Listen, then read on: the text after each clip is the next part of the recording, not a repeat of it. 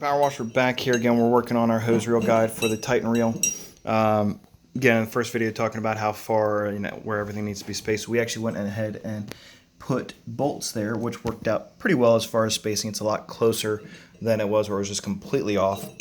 The other big thing that you have to notice with these is that they are different. There is a end that's going to go on the actual frame and the other portion that's going to be used to mount to the actual hose reel guide.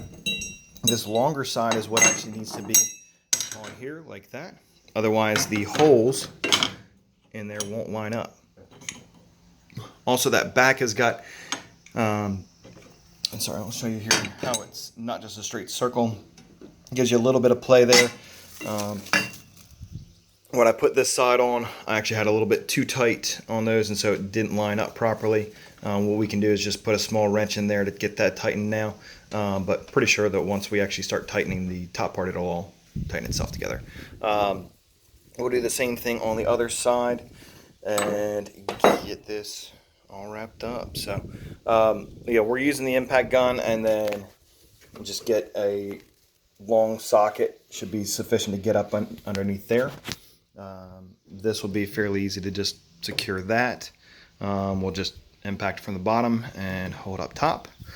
So that's pretty much it.